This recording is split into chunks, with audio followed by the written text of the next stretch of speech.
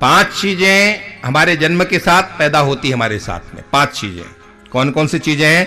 हमारे शास्त्र कहते हैं आयु, कर्म, वित्त, विद्या और निधन। ये 5 चीजें हमारे साथ पैदा होती हैं। आपकी कितनी आयु होगी, आपके कैसे कर्म होंगे, कितना आपका पास पैसा होगा, कैसे आपकी विद्या होगी और कब आपका यहां से गमन होगा, कैसे आपका गमन, ये 5 चीजें सब कुछ पहले से निश्चित है। इसलिए ये शास्त्र कहते हैं तुम कठपुतली हो। क्या हो तुम? कठपुतली हो। बहुत ज्यादा अपने आप को समझने का घरूर मत करना कि मैं कुछ हूं। तुम क्या हो? कठपुतली। राम खगेश वेद अस गावत सबही नचावत, सबही नचावत राम गुसाई। सबको नचाने वाला वो, पर हम तो नाच रहे हैं। 5 चीजें आपने जन्म लिया, 5 चीजें आपके साथ पहले से आ जाती है। आयु कितनी होगी, आपके कर्म कैसे होंगे, पैसा कैसा होगा, आपका विद्या कैसे। इसीलिए तो देखो ना, एक माँ के 4 बेटे होते हैं, चारों बराबर होते हैं। एक ऊंचा है, एक नीचा है, एक बीच में है, एक इधर है, एक उधर है। एक ही माँ से तो चारों ने जन्म लिया है, एक ही पिता ने चारों का पालन पोषण किया है। चारों के साथ बिना कोई भेदभाव समान उनको सुविधाएं दी गई हैं। लेकिन उसके बाद भी एक बहुत ऊंचा चला जाता है, एक बहुत नीचे चला जाता है, एक पूरब चला जाता है, पश्चिम। ये क्यों होता है?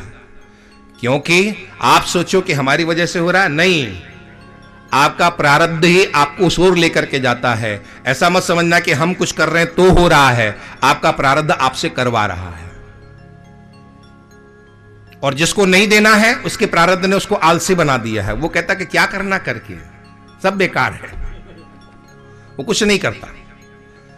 और जिसके प्रारब्ध में होता है उसका प्रारब्ध उससे कहता कि नहीं, चलो करो, कुछ करो तो आएगा तुम्हारे पास। और उसको, यानी आप कर भी रहे हैं तो किसकी वजह से कर रहे हैं? अपनी वजह से नहीं, प्रारब्ध। वो सब आप तो कठपुतली हो। वो नचाने वाला ऊपर डोर लेकर के नचा रहा है। कठपुतली के नाच देखा ना आप लोगों ने आजकल? अब आजकल के बच्चों को तो समझ में नहीं आए, उनको टॉम और जेरी तो जरूर समझ में आ सकता है, उनको कठपुतली से क्या समझ में आएगी उनको। और टॉम और जेरी भी क्या है, जैसा वो डायरेक्टर चाहता वैसे तो करता है बेचारा। न वो बिल्ला अपनी तरफ से कुछ कर पाता है, न वो चूहा अपनी तरफ से कुछ कर पाता है। उसका डायरेक्टर जैसा चाहता है वैसा करवा देता है। तेरी मर्जी का मैं हूं गुलाम, मेरे अलबेली राम। कर्ता कारित्वाच सह, करने और कराने वाला तो वो परमात्मा ऊपर बैठा। तो यहां पर वसुदेव जी समझाते हैं, मित्र तुम इसको मार करके क्यों पाप ले रहे हो? जब तुम्हारी मृत्यु होनी है तो होनी है, उसको तुम टाल नहीं सकते हो। वसुदेव जी ने कंस को दीन वत्सल तक कह दिया है कि तुम दीन वत्सल हो, तुम कृपालु हो, करुणा करने वाले हो। लेकिन कंस पर वसुदेव जी की बातों का कोई प्रभाव नहीं पड़ा। बाबा तुलसी ने 3 लोगों का वर्णन किया है जिसके अंदर बहुत ज्यादा ममता होना, परमात्मा भी उसको ज्ञान देने के लिए आ जाए, उसको ज्ञान समझ में नहीं आएगा। जिसके अंदर बहुत ज्यादा लोभ हो, परमात्मा भी उसको दान देने के लिए कह दे, वो दान नहीं करेगा।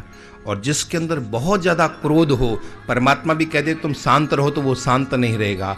और जिसके अंदर काम हो, परमात्मा भी स्वयं आकर के अपनी कथा सुनाए, उसको पसंद नहीं आएगी। 4 लोगों का यहां पर वर्णन किया है। किस किस का? ममत्व वाले का, लोभी व्यक्ति का, क्रोधी व्यक्ति का, कामी व्यक्ति का। ममता वाला भगवान की कथा से जुड़ नहीं, इस ज्ञान से जुड़ नहीं सकता है।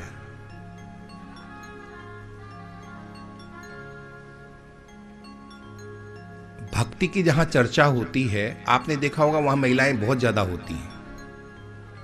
सरस कथाओं में कौन रहती हैं ज्यादा? महिलाएं। लेकिन जहां ज्ञान की चर्चा होती है वहां महिलाएं कम होती हैं, पुरुष ज्यादा होते हैं। हमने तो शायद आपको ये इस बात समझ में नहीं आ रही होगी, लेकिन हमारा अपना अनुभव है, जहाँ विशुद्ध ज्ञान की चर्चा होती है वहाँ पर पुरुष ज़्यादा होते हैं, जहाँ भक्ति की चर्चा होती है वहाँ महिलाएं ज़्यादा होती हैं। क्यों अंतर रहता है? क्योंकि महिलाओं के अंदर ममत्व ज़्यादा होता है, इसलिए महिलाओं को ज्ञान चर्चा ज़्यादा सुहाती नहीं है। और पुरुषों के अंदर ममत्व नहीं होता है। पुरुष थोड़ा निष्ठुर टाइप का होता है और महिला ममत्वपूर्ण होती है। प्रकृति ने स्त्री को ममत्वपूर्ण बनाया। इसलिए ज्ञान की जहां चर्चा होगी, आप देखना यूट्यूब पे बहुत आते हैं, आप देखना जहां पर विशुद्ध ज्ञान की चर्चा होगी वहां पर महिलाएं बहुत कम होंगी, पुरुष ज्यादा होंगे। क्योंकि ममता जिसके अंदर है उसको ज्ञान समझ में नहीं आ सकता है, जिसके अंदर लोभ है उसको वैराग्य की बातें नहीं समझ आ सकती है।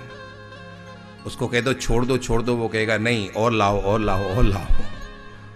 वैराग्यहीन लोभी व्यक्ति वैराग्य की बात नहीं सुन सकता है। और जो क्रोधी व्यक्ति होता है उससे कहो कि थोड़ा शांत रहा करो, शांत रहेगा वो?